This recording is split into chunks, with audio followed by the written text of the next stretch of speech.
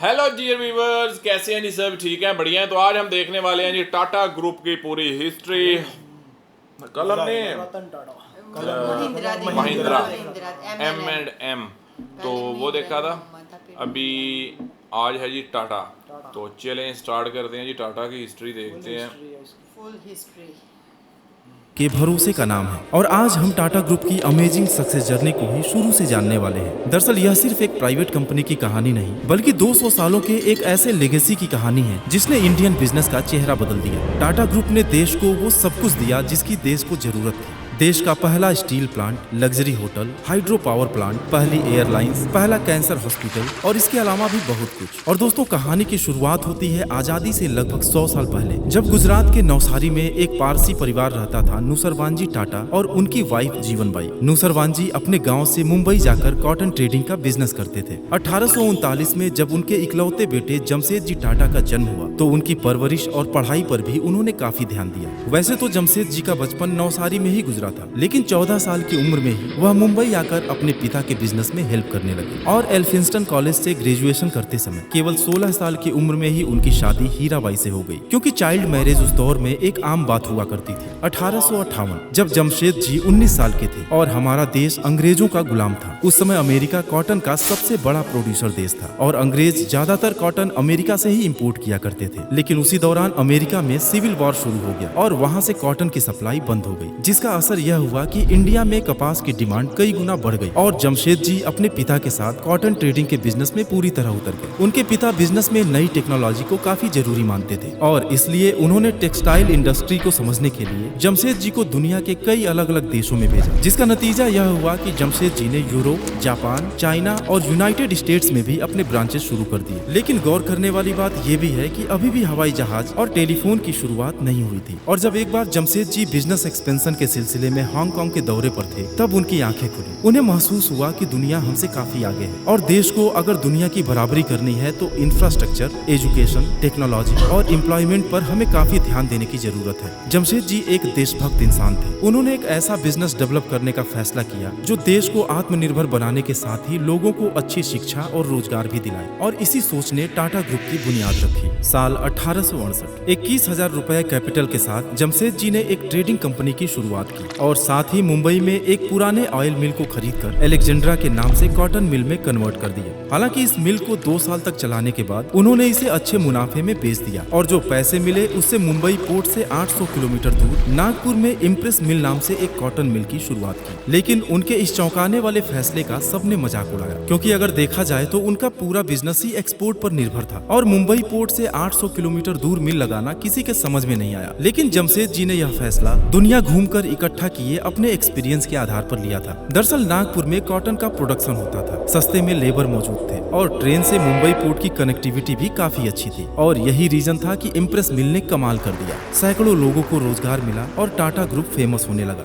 एक तरफ जहां अंग्रेजी हुकूमत हम भारतीयों को नौकर समझती थी और हमारे मजदूर दिन रात जानवरों की तरह काम करते थे, वहीं जमशेद जी ने एम्प्लॉइज वेलफेयर के बारे में सोचना शुरू किया और इम्प्रेस मिल कर्मचारियों के लिए भविष्य निधि यानी कि प्रोविडेंट फंड, इंश्योरेंस और ग्रेच्युटी जैसी स्कीम्स की शुरुआत की। यहाँ तक कि फैक्ट्रीज में वर्किंग कंडीशंस को सुधारने के लिए नौकरी का समय 8 घंटे कर दिया गया, सुरक्षा के उपकरण लगाए गए और बिना सैलरी कटौती के छुट्टियों की शुरुआत भी जमशेद जी ने ही किया था। दोस्तों, जमशेद जी के 4 ऐसे ड्रीम्स थे जिनके बिना देश की तरक्की पॉसिबल नहीं थी और उनके वो सपने थे एक आयरन और स्टील कंपनी की स्थापना जिससे देश का इंफ्रास्ट्रक्चर मजबूत हो सके, एक वर्ल्ड क्लास होटल की शुरुआत क्योंकि उन दिनों इंडियंस को यूरोपियन होटल्स में एंट्री नहीं मिलती थी, एक वर्ल्ड क्लास एजुकेशनल इंस्टीट्यूट और एक हाइड्रो इलेक्ट्रिक पावर प्लांट जिससे हमारी इंडस्ट्रीज का तेजी से विकास हो। और उनके इन ड्रीम्स को पूरा करने के लिए उनके दोनों बेटे दोराबजी टाटा और सर रतन टाटा पूरे जी जान से उनके साथ लगे हुए थे। लेकिन दोस्तों, आपकी जानकारी के लिए बता दूं कि हमारे रतन टाटा सर के ग्रैंडफादर का नाम भी सर रतन टाटा ही था। साल 2003 में जमशेद जी का एक सपना हकीकत में तब बदला जब मुंबई के कोलाबा तट पर ताजमहल होटल खोला गया, जो देश का पहला ऐसा होटल था जिसमें इलेक्ट्रिसिटी थी। हालांकि बाकी बचे 3 सपनों के भी वो काफी करीब थे, लेकिन अनफॉर्चुनेटली साल 1904 में जर्मनी में उनकी डेथ हो गई।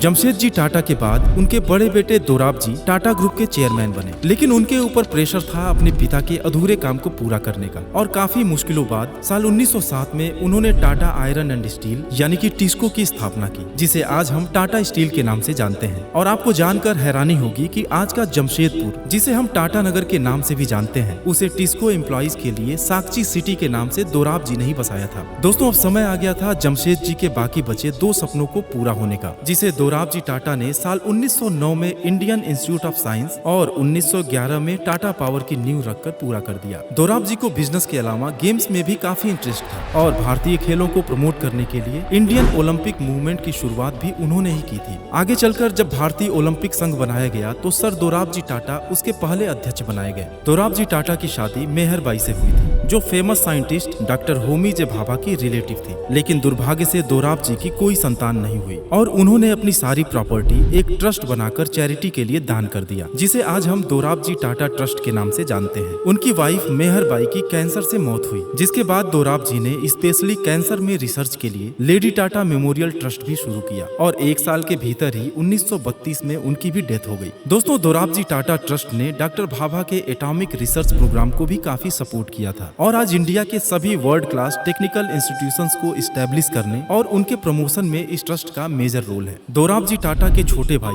सर रतन टाटा का बिजनेस से ज्यादा सोशल एक्टिविटीज में इंटरेस्ट था, और उन्होंने देश की आजादी के लिए गोपाल कृष्ण गोखले और महात्मा गांधी की भी आर्थिक रूप से मदद की थी। एक बार तो जब मोहनजोदड़ो और हड़प्पा की खुदाई फंड की कमी की वजह से रुक गई थी, तो सर रतन टाटा ने पैसे देकर फिर से शुरू कराया था, और इन्होंने भी अपनी पूरी संपत्ति परिवार को देने की बजाय एक ट्रस्ट बनाकर उसमें दान कर दिया, जिसे आज हम सर रतन टाटा ट्रस्ट के नाम से जानते हैं। दोराबजी के बाद टाटा ग्रुप की कमान सर नौरोजी सकलतवाला को दी गई। दरअसल जमशेदजी टाटा उनके मामा थे, और उनके ड्रीम्स को पूरा करने में सकलतवाला ने दोराबजी टाटा के साथ मिलकर दिन रात कड़ी मेहनत की थी। और आपको जानकर हैरानी होगी कि टाटा ग्रुप में नौरोजी सकलतवाला के कैरियर की शुरुआत मुंबई के स्वदेशी मिल से 50 रुपए महीने की सैलरी पर एक क्लर्क के रूप में हुई थी। सकलतवाला को कंपनी की कमान उस समय सौंपी गई जब दुनिया मंदी की चपेट में थी। उन्होंने कंपनी की ग्रोथ को बरकरार रखा, लेकिन साल 1938 में हार्ट अटैक से उनकी मौत हो गई। और दोस्तों, अब हम बात करेंगे टाटा ग्रुप के अगले और सबसे क्रांतिकारी लीडर जे.आर.डी. टाटा के बारे में, जिन्होंने टाटा ग्रुप को दुनिया के हर कोने में पहुंचा दिया। 50 सालों तक वह टाटा ग्रुप के चेयरमैन बने रहे, और $100 मिलियन और 15 कंपनीज के टाटा ग्रुप को $5 बिलियन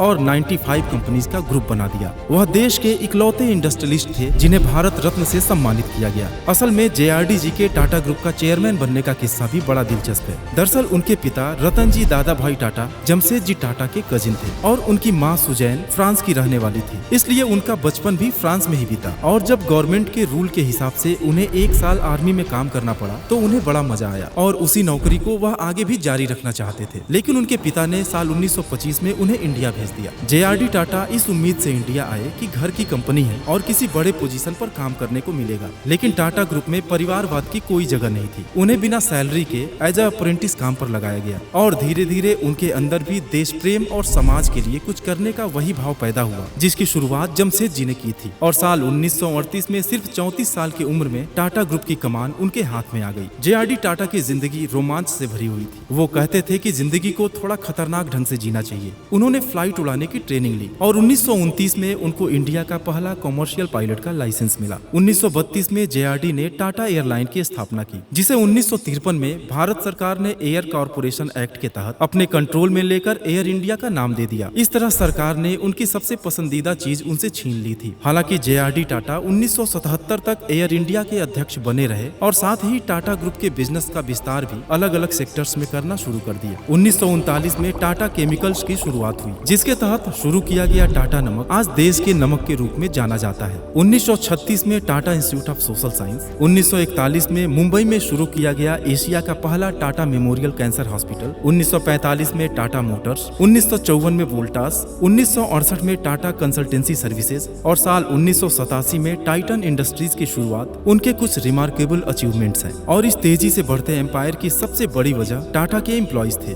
ढेर सारे ऐसे किस्से हैं जो बताते हैं कि JRD टाटा अपने कर्मचारियों का कितना ख्याल रखते थे और जमशेद जी ने एम्प्लॉइज वेलफेयर के लिए जो स्कीम शुरू किए थे उसे उन्होंने टाटा ग्रुप की सभी कंपनीज में लागू किए। 1991 यह भारत में इकोनॉमिक लिबरलाइजेशन का साल था और गवर्नमेंट ने फॉरेन कंपनीज के लिए इंडियन मार्केट को ओपन कर दिया था, जिसका नतीजा यह हुआ कि कंपटीशन की वजह से टाटा ग्रुप मुश्किल दौर से गुजरने लगा और कर्ज का बोझ बढ़ता चला गया। फिर रतन टाटा सर टाटा ग्रुप के चेयरमैन बनाए गए और बागडोर संभालते ही सबसे पहले उन्होंने टाटा के कोर बिजनेसेस पर ध्यान देकर उसे मजबूत किया और फिर दुनिया की बड़ी बड़ी कंपनीज का एक्विजिशन करना शुरू कर दिया। साल 2000 में टेटली, 2007 में कोरस ग्रुप, 2008 में जगुआर और लैंड रोवर का एक्विजिशन कर उन्होंने दुनिया को हैरान कर दिया। बिजनेस में अपना झंडा गाड़ने के साथ ही उन्होंने टाटा परिवार की परंपरा को आगे बढ़ाते हुए टाटा ट्रस्ट का निर्माण किया, जो आज देश की लार्जेस्ट चैरिटी ऑर्गेनाइजेशंस में से एक है। 2012 एक सिलेक्शन कमेटी के जरिए साइरस मिस्त्री को टाटा ग्रुप का अगला चेयरमैन बनाया गया। और आपकी जानकारी के लिए बता दूं कि रतन टाटा सर के सौतेले भाई नोवेल टाटा की शादी साइरस मिस्त्री की बहन से हुई थी। इस तरह से अगर देखा जाए तो रतन सर और साइरस मिस्त्री में जीजा और साले का रिश्ता था। हालांकि टाटा का मैनेजमेंट बोर्ड साइरस मिस्त्री के कामकाज से सेटिस्फाई नहीं था, इसलिए रतन टाटा सर कंपनी के मामलों में सक्रिय रूप से भाग लेते रहे और साल 2016 में साइरस मिस्त्री को टाटा ग्रुप के चेयरमैन पद से हटा दिया गया। उसके बाद 2017 में नटराजन चंद्रशेखरन को टाटा ग्रुप का चेयरमैन बनाया गया, जिन्होंने 30 सालों तक TCS में काम किया था और आज भी टाटा ग्रुप उनके लीडरशिप में ही तेजी से आगे बढ़ रही है। दोस्तों, टाटा ग्रुप के कुछ आंकड़ों को जानकर आप हैरान हो जाएंगे। आज टाटा ग्रुप के पास 100 से भी ज्यादा कंपनीज हैं, जिनका कुल मार्केट कैप $311 बिलियन यानी कि 25 लाख करोड़ से भी ज्यादा है। बॉम्बे स्टॉक एक्सचेंज के 5000 से भी ज्यादा लिस्टेड कंपनीज में टाटा ग्रुप की 29 कंपनीज हैं, जो BSE के कुल मार्केट कैप का 9% होल्ड करती हैं। दुनिया के 100 से भी ज्यादा देशों में टाटा के ऑफिसेज हैं और टाटा के कुल रेवेन्यू का 67% हिस्सा इंडिया के बाहर से आता है। और यही नहीं, टाटा ग्रुप इंडियन आर्मी और रेलवेज के बाद देश की तीसरी सबसे बड़ी एम्प्लॉयर भी है, जिसने 9,35,000 लोगों को रोजगार दे रखा है। और अगर इंडिया के GDP की बात करें तो देश की कुल GDP का 4% हिस्सा टाटा ग्रुप से आता है, जबकि देश के टोटल टैक्स कलेक्शन का 2.25% हिस्सा यानी कि लगभग 50,000 करोड़ टाटा ग्रुप अकेले देता है। दोस्तों, टाटा ग्रुप की सारी कंपनीज का ओनर टाटा सन्स है, जिनके ज्यादातर शेयर्स ट्रस्ट के पास हैं। जहां एक तरफ प्राइवेट कंपनीज कमाने के बाद कुछ रकम दान करती है, वहीं टाटा हमारे देश की ऐसी कंपनी है जो दान करने के लिए कमाती है। टाटा ऐसी कंपनी है जिसने अपनी तिजोरी भरने से ज्यादा देश को संपन्न बनाने और एम्प्लॉइज के वेलफेयर के लिए काम किया है। तो दोस्तों, उम्मीद है कि टाटा ग्रुप की विरासत और फैमिली हिस्ट्री के बारे में आपको कुछ जानकारी मिली होगी। आगे के वीडियोस में हम टाटा ग्रुप की कंपनीज और बिजनेस एम्पायर के बारे में और भी बहुत कुछ जानने वाले हैं। Thanks for watching. ओके, तो ये था जी टाटा की पूरी हिस्ट्री, उस ग्रुप की, ये कैसे स्टार्ट हुआ, कैसे ऊपर आया, कैसे मतलब। अच्छा, ये वैसे रियलिटी है कि कंपनीज जो अर्न करती हैं ना, उसमें से कुछ जो है वो चैरिटी करती हैं, लेकिन उन्होंने सही कहा कि टाटा तो मतलब बनी ही चैरिटी करने के लिए, मतलब जितनी बहुत करते हैं। हाँ, उन्होंने देखा शुरू से, बिल्कुल, जब तक वो मतलब कहते हैं कि अंग्रेजों के गुलाम थे, तब से ही उनके माइंड में ये आ गया था कि हमने मुल्क को कहाँ से कहाँ लेके जाना। बिल्कुल, और बहुत अहम किरदार अदा किया उन्होंने, बिल्कुल, इसमें कोई शक नहीं है। और बाकी ये है कि पूरा टाटा ग्रुप और टाटा जो फैमिली है उसकी रिस्पेक्ट जितनी इंडिया में किसी बिजनेस, अगर किसी बिजनेस की और ग्रुप की रिस्पेक्ट है ना इंडिया में, वैसे तो सभी की वो करते हैं वो, लेकिन अगर जिसको लोग कहें कि यार ये देवता पूजते हैं लोग, तो वो टाटा ग्रुप है। कहते हैं कि इन्होंने बहुत कुछ किया देश के लिए, बहुत बनता भी है, बिल्कुल बनता है यार वो, मतलब इतना सारे मुल्कों में इनको इज्जत दी जाती है। बिल्कुल, आप ये देख लो कि 100+ कंट्रीज में इनका एम्पायर है टाटा का, और उसके बारे में हमने एक डिटेल्ड वीडियो देखी थी जिसमें हमने देखा था कि 100 से ज़्यादा कंट्रीज में ये जो है वर्क कर रही है। बाकी चलें जी, हमें अगर कोई टाटा का एम्प्लॉय देख रहा है तो यार वो कमेंट जरूर करे, खुशी होगी वैसे ना कि टाटा में अगर आप टाटा ग्रुप के किसी भी सेक्टर में काम कर रहे हैं या किया है आपने, तो कमेंट जरूर कीजिएगा। बाकी मिलते हैं नेक्स्ट वीडियो में, रखिए बहुत सारा ख्याल।